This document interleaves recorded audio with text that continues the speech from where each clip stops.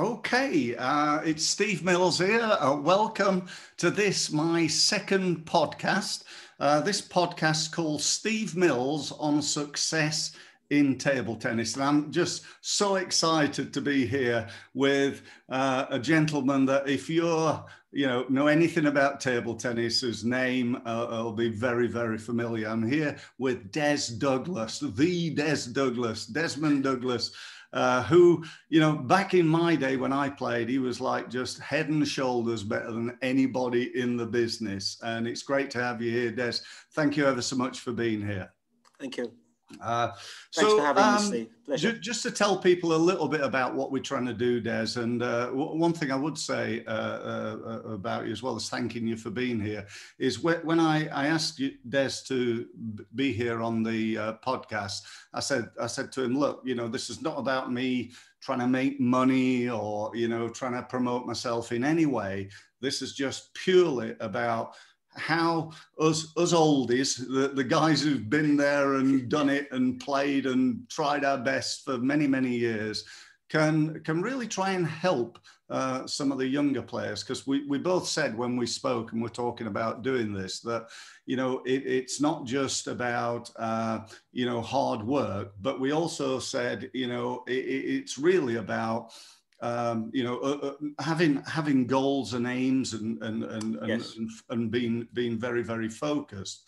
But also, we said, isn't it a shame that we didn't know back then what we know now? And I think probably our parents said that when they were, been around for a while. And I think it's so true, that knowledge is absolutely incredible. Yes. And, I'm sure if you'd have known what you know now and I did, and we could, just transport ourselves back to being 18, we'd have probably been even better players. But I'm not sure where you could have been much better, because you were pretty much an amazing player anyway. So let me just tell you let me just go through the facts, if I may, Des, about you. Certainly some that I know, and then we'll kick off properly. So Desmond Douglas, 11 times English champion. I mean, that in itself shows consistently, that one of the great things I think about you, Des, is you manage to perform at a very, very high level, incredibly consistently, which is really difficult to do. I was much more up and down. I could occasionally beat some of the top players, but I could also lose to somebody ranked, 50 in England or something. World number 7, absolutely fantastic. And pretty much, again, for, 10, 12 years, you were in the top 10, top 15, maybe, for virtually all that time, I think. European number 3, Olympian, which I think is a great title, a great thing to be able to say. I know you played for 8 years in the Bundesliga in Germany, which is arguably the world's strongest league, and you had just an unprecedentedly good record in that. And one of the best things I think that I remember you doing, Des, was winning the European Top 12. That's such a difficult tournament to win, because you've got to play against everybody, all the top players in Europe, and it's a round robin, and you won that. You also got an MBE, which is pretty cool. And now you're doing a lot of coaching and trying to help youngsters. So that's the introduction over with. As I said, it's great. I'm really excited to have you here, and thank you again for being here. So let's just kick off, Des, by just telling people a little bit about you now. What are you doing right now? I tend to sort of do quite a bit of coaching at Woodfield Table Tennis Club in Wolverhampton. Okay. It's not a big club, but it's more like a family sort of orientated club. Fantastic. And there's about 5-6 tables, and I just try to help the youngsters there practice. One of them, Charlotte Bardsley, she's probably now in Germany, practicing in Germany. Okay. Megan Jones, Dan Jones, those are a few people who I help. But yes, when it opens again, hopefully after the lockdown, we can sort of get back and try to find where we left off. Yeah, it's been really tough, hasn't it? I know myself, you know, I've tried to get back into playing, and I was all set to play in the World Championships at veterans level, obviously. And then it all got cancelled. I spent 18 months practicing, and then they cancelled it. So I think it was probably a good job, to be honest, Des, because I was nowhere near good enough. So at least it's given me another couple of years to try and improve. So one of the things that I wanted to ask you, Des, is, you know, you got vast amount of experience, you know, over many, many years. Yeah. If you were now talking to a young, up and coming junior player or cadet, or, you know, anybody who's got ambitions to go from where they are right now to make significant improvements, well, what would you tell them? What advice could you give them? The first thing, you have to sort of enjoy what you're doing. Yeah. And then hopefully, you know, you're working hard, you're playing hard, putting the hours in, that's important, and enjoying it. Yeah. And you find as you start to get better, that's when a little bit more pressure comes along. And I think that's when you start sort of setting yourself goals. Yes. Because you think, yeah, I've just won the club tournament. Maybe I've just won the county. And then from there, a national tournament.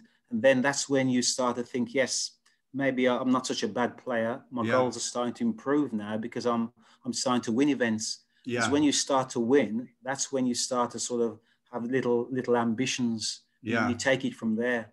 Yeah, yeah. When you started off, were you someone who, like, you know, thought, right, you know, this is my goal, this is what I'm going to try and do, and or were you just sort of thought, you know, I'll get as good as I can and see how it goes? And as you said, yes, that was you, was it? Yeah, right. As good as I can, because at school I was better at football and cricket. Were you Table really? tennis, yes, was my third sport. Okay. So it's a good job you didn't play that then. Yeah.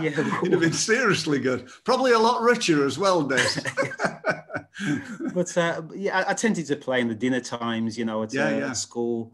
And then later on, when I finished work, I'd go down to Central YMCA. Okay. And then, you know, playing on the end table because we weren't so good.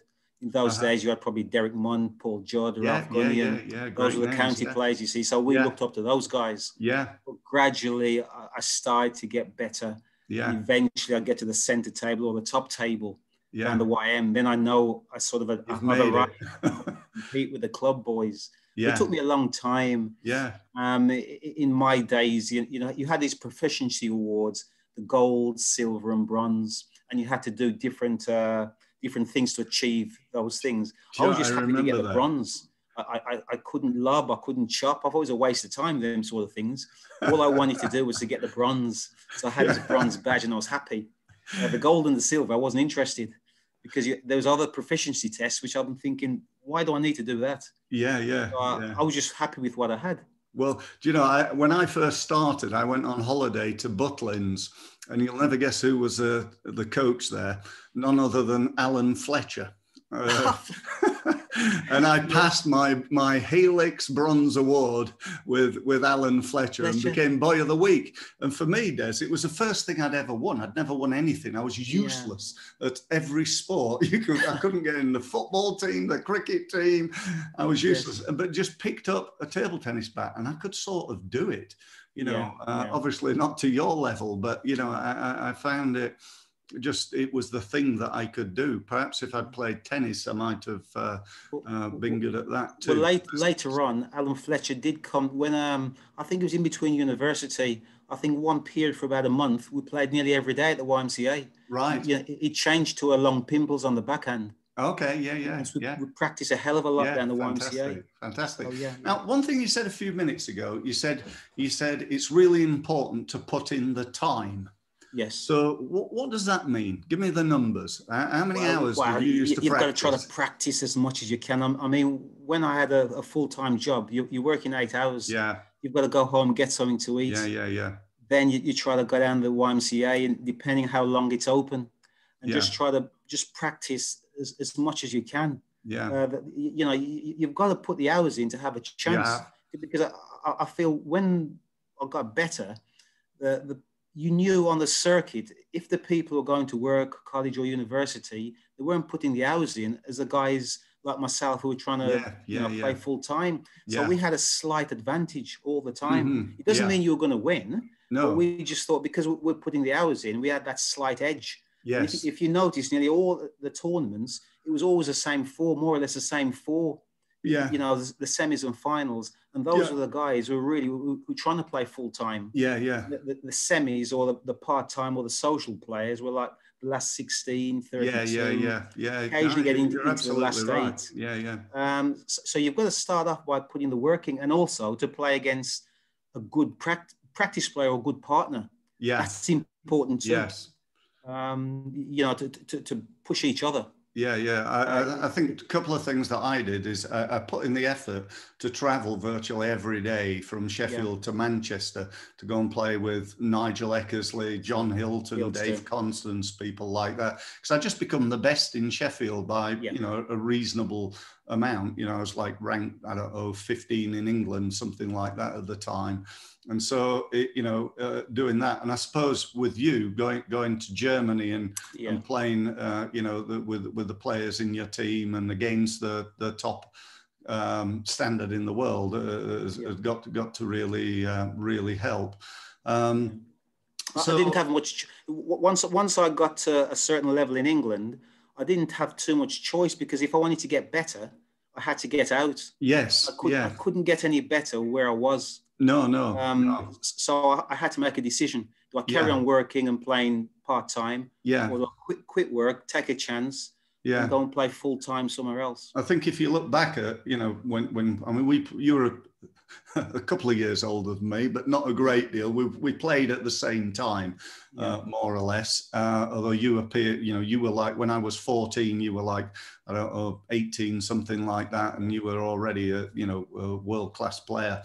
And but you look back then, and pretty much all the players who were in, like, say, the top 10 were all full time, and then other players who weren't maybe quite as as good because they didn't put the hours in, as you said. So that's incredibly important.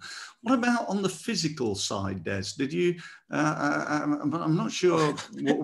I wasn't a great. I didn't think you were. I trained. I like the sprints. You weren't that into the sort of long distance and all that, the running and stuff. Were you? No. I prefer to do things that suited me. The sprints, the sharp bursts. That sort of thing. I just want to be the quickest person out there. Oh, you were. So I wasn't too much on the long distance. No.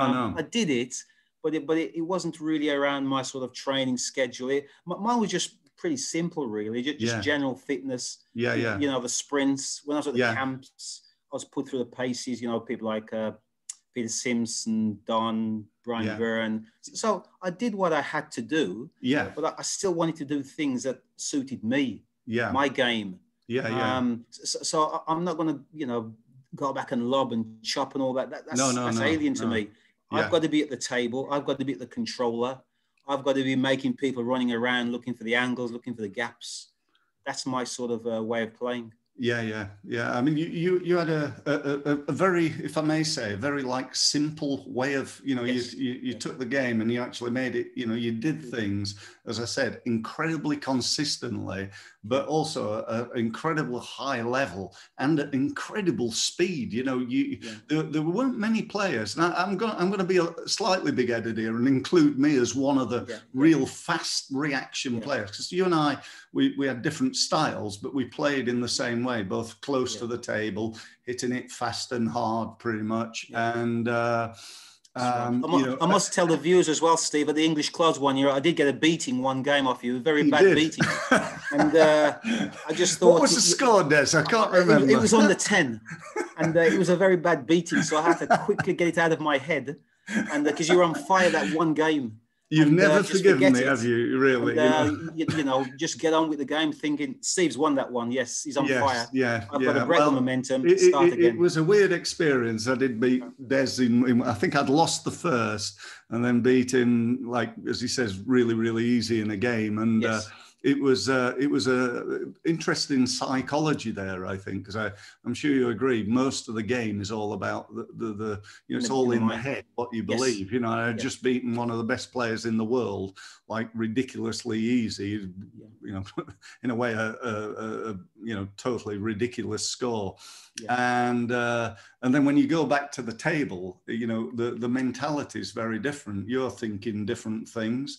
I'm thinking, you know, I've got a chance, and then you got in front, and it's all of, you know. I do think a lot of it is up there, don't you, Des? Yeah. And also, we didn't have a psychologist, so this is where you've got to be strong in your mind. Yeah. When you have the momentum. You've given me such a bad beating. You've got the momentum. Yeah. Now I've got to take that momentum. Yeah. Back to me. Yes. And that's where it's very, very difficult. It is. You see, it is. After having such a bad beating. So yeah. That's why I said you've got to put it to one side, start again, and think it's love all again. Yes. And then start again with the battle. That's great. And as far as the speed goes, there wasn't many people who played over the table. Maybe myself, you, Dennis Neal. Yeah. Most people played a little bit way off the table. Yeah. So it was, as I said, I played everything very simple. But it was the way I played, and it suited my style. I knew what I wanted to do, and I knew how I wanted to win the point. It just depends if you could stop me from doing it to make it difficult. Sure. Yeah. So that's why I kept everything very, very simple. Yeah. You had a great way of playing. How do you? And I'm not even sure. You know, I don't think I know the answer to this, but I'd love to hear your thoughts. How do you develop that sort of speed, the reactions? How do you do that? Is that just years of doing it, playing so close to the table? It was my unbelievably fast. It's my style, but when I started, as I said, it was in the classroom. The table was on top of the desks because it didn't have no legs. So the blackboard is behind me, nowhere to run. Yeah. So my whole philosophy was to stay close to the table. Yeah. Make the other guys run around. Yeah. So I also remember coming and practicing with you. I don't really remember this, but it was in Birmingham. I can't remember where, but I came down for the day and we played in this place where there was hardly any run back compared with normal, and the table and the conditions were like lightning fast. Yes. And I remember thinking to myself then, well, it's no wonder Des plays the way he does. You literally cannot play any other. You know, you couldn't go back and defend really in that facility. But the downside is, Steve, when you play in a big hall, it's very slow. Yes. And the guys then have got so much room, they slow you down. Yeah. So in some ways, there's an advantage. The big halls, then I've got to work my socks off. Yeah. Well, because they're trying to slow me down. In Germany, the conditions, certainly when I played there, were much slower. They had the sort of soft, spongy sports hall floors, correct, whereas we had like, you know, basically solid cement floors, didn't we? Or correct, wooden floors or something, which were very, very different, I felt, over. That's what I found in Germany. It was very slow. Yeah, but slow. Once I got used to it, it suited me in a way because they were so far away. It was hard to hit the ball past me. Yeah, right. So I had to play a little bit of a cat and mouse. Yeah. Bring them in a little bit. Yeah. And then I could sort of speed it up, and they didn't have time to run back. Yeah, right. Okay. But in a big hall, it's always slow. It's always slower. Yeah, absolutely. So if you were, you know, looking back on your career and, you know, you now teleported back in time to a point where you're a young man, let's say you're 17, 18. Yeah. What would you do different, Des?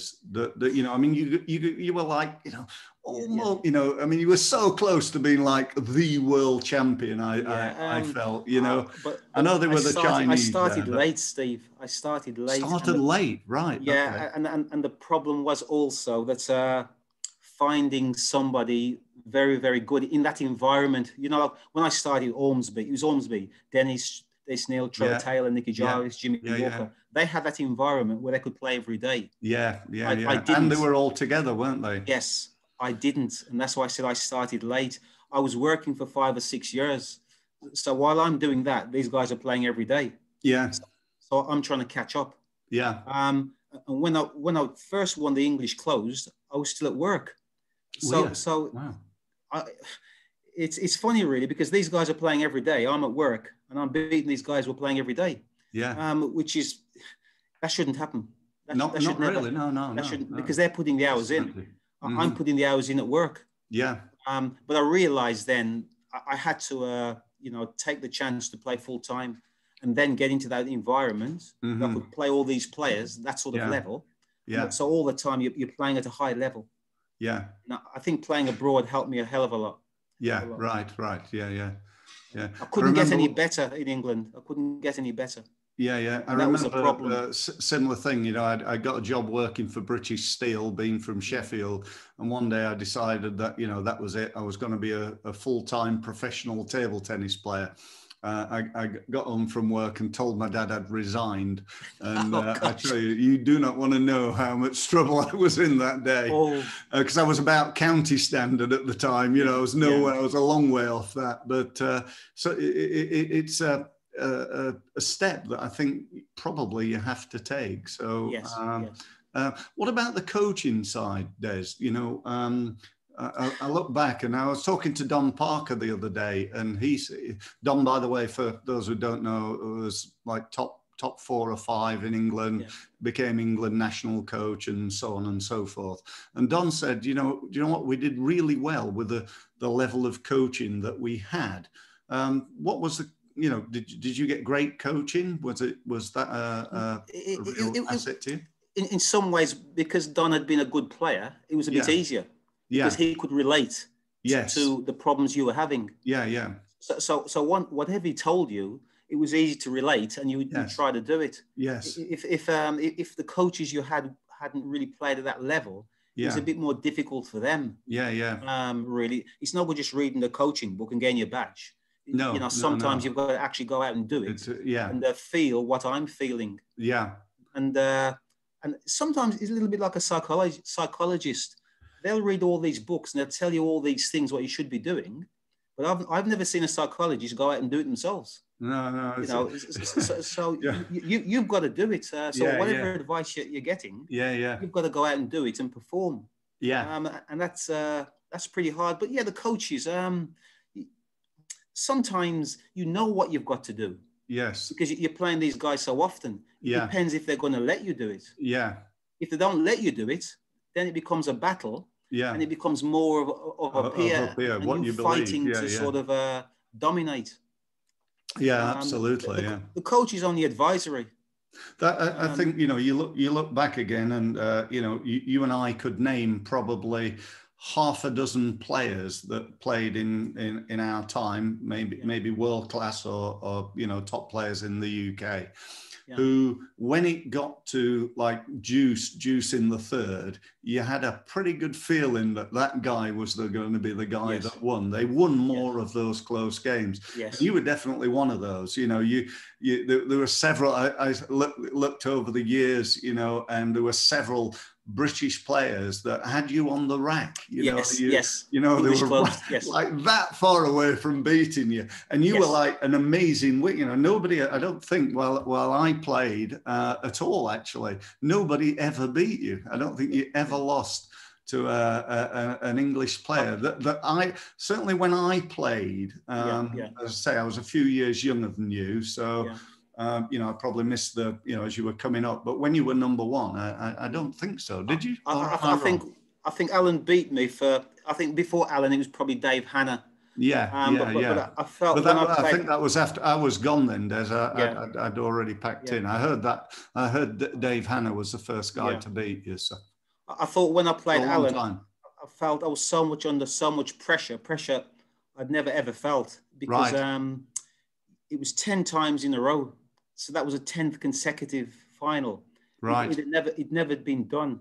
Mm-hmm. And I'd never experienced that sort of pressure. No. And it was unbelievable. Alan played well, and he deserved to win. Yeah. But I think after I'd lost that, I felt a relief. I felt everything. It was just a relief. Yeah. And then the next time when I won it, I came back and won, I think the next year or 2 years later. And as I said, it wasn't the same sort of pressure. No. To go through so many wins consecutively, it's a terrible burden. And it just builds and builds, doesn't it? Yes. how to motivate yourself. The next one. You've got to keep having goals. And that's very, very difficult to do. It is. Doing it once, twice. But when you keep on doing that, you're just building more and more pressure up for yourself. Yeah, absolutely. Even sometimes when I look back, I don't know how I did it. It's just you just played. And that was it. But yeah, it's knowing how to handle the pressure. Yes. When you finish, knowing to say, yeah, that's it now. Let's go and chill out somewhere, watch TV. Read a newspaper or something. Yeah, it's almost like it's almost like a swingometer, isn't it, Des?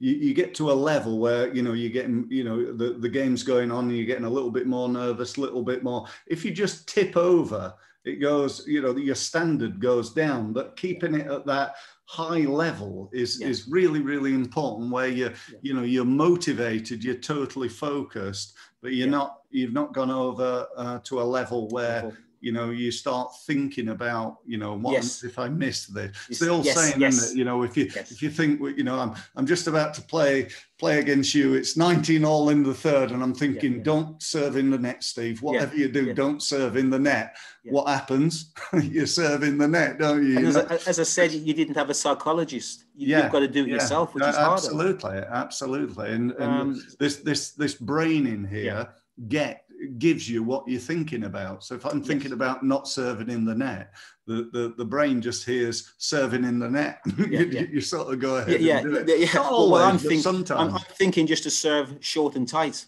Yeah. Because I'm thinking if I serve short and tight, you can't hurt me. No. Yeah. Well, you see, you made a living doing that. So if I kept it simple like that, then I'm thinking, then you put the service, it starts with the service, you put the service in, then if you serve well, the rally begins. Yeah, absolutely. Well, one thing I've been championing in table tennis, just like your opinion on it, really. In the world of tennis, you can watch Roger Federer play, and they'll say things like, so far this year, Federer's hitting 68% of his second serves in, and he's won 48% of the rallies on his second serve. Now that's like, oh wow, how did they know that stuff? Yeah.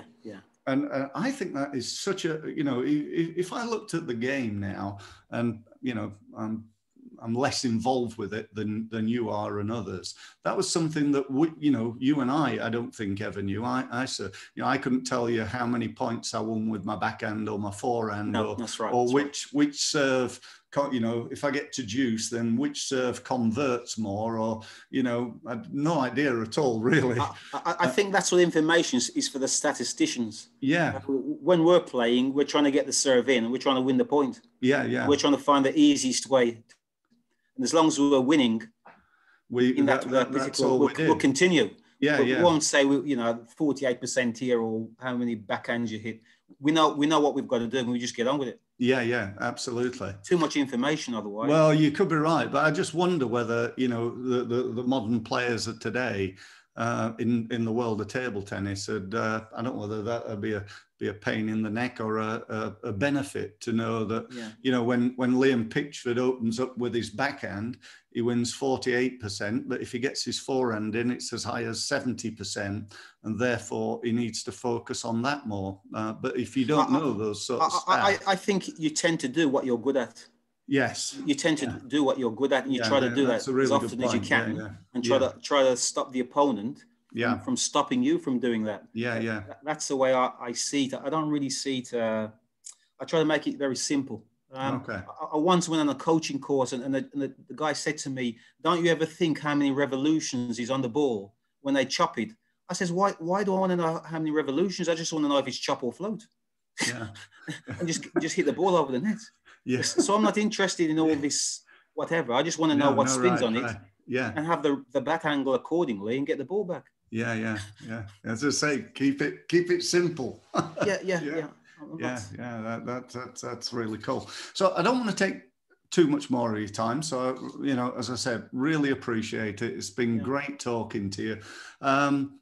Just a final thing I'm going to ask you. What are the three tips, if you had to say three things for a youngster to really focus on to get to that next level and beyond? What would they be, Des? I would say that the first thing you've got to do is enjoy it.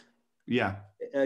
Give it your best shot. Give it 100%. And as long as you're giving it your 100%, you cannot do any better. You're giving it your best. Hopefully, you'll get the results. And also, don't set your goals too high. Okay. So if you have a setback, it isn't a disaster. It's just a little setback. It's just a blip. Don't set the goals too high, and just try to do everything gradually, bit by bit. Don't think, oh yes, I'm going to be world champion because so and so was world champion. It doesn't work like that. No, everything has to be very gradual. But those are the things I would say. Try to enjoy it, give it your best shot, and don't set your goals too high. So enjoy what you do. Do your absolute best, and don't set your goals too high. And I suppose I'd add to that, set some, what are your goals for this month? What are you trying to achieve in terms of what you want to practice, how much you want to play? If you've got tournaments and things, my goal is to go to this tournament, and ideally, if you're in the potential to win it or to get, I've never got through to the third round, so my aim is to get through to the quarterfinal or something like that. Yeah, you've got to start, a club level, county level, tournament level, like that. So you're building. You've got a base you're building. Yeah. Rather than thinking I've picked up a bat, now I'm going to be the best that ever lived. Yeah. It's, I know how hard it was for me. I started late, as I said. Yes. I hardly played cadets. Right. I played 2 years in the juniors. Yeah. Came out, and I progressed. So, as I said, if I can do it at such a late stage, other people can do it, and but they can start a little bit earlier than me. Yeah. And I always said I wasn't the best. I think there's other people who had more ability than me, but they didn't continue to do the job. No. It's just I persevered. But I think if they persevered, they could have got the results. I remember years ago, Des, listening to an interview with Ivan Lendl, and the tennis player, and somebody asked him, what was the difference between you, Ivan? You managed to be world #1, stayed there longer than anybody at the time ever had before Federer and Nadal and so on. And, what made you the best player probably that's ever been? Was it your forehand? And he said, no. He said it was nothing to do with my shots. So it came down to one thing. He said, every day I do far more than anybody else could possibly expect. He said, I didn't compete with the others. I competed with the best I could possibly be. That's a good philosophy. That's a good philosophy to have. Yeah. And not every player has got that, you see. Some people are unbelievably gifted, but don't want to work. Yeah. And then other people aren't so gifted, but they'll work their socks off. And everybody has a gift. It just depends what it is, and you've got to make the best of it. But as you said, you have to work. If you don't put the work in, there's no way around it, is there? You've just got to. Yeah. Again, another guy you'll be aware of, Will Smith. The actor. I remember listening to him saying that he said, I'm not the best actor in the world. He said, I'm not the best singer in the world. I'm not the best dancer in the world. He said, but if you and I get on a treadmill, there's only two possible outcomes. He said, one, I'm going to die. Two, you're going to stop. You're going to give in. He said, that's the only two things that could possibly happen. That really made me laugh.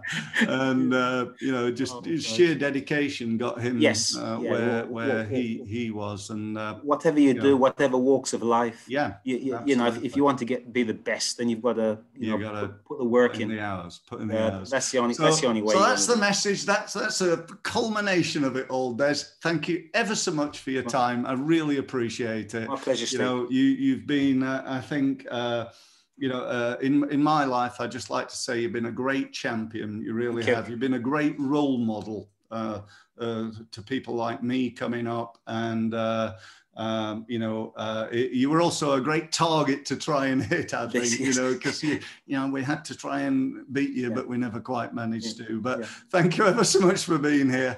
Thanks for having me, Steve. I hope for everybody watching that you've taken something out of this, and you raise your own game and achieve your best, as Des said. Thank you very much for listening. Thank you, Steve.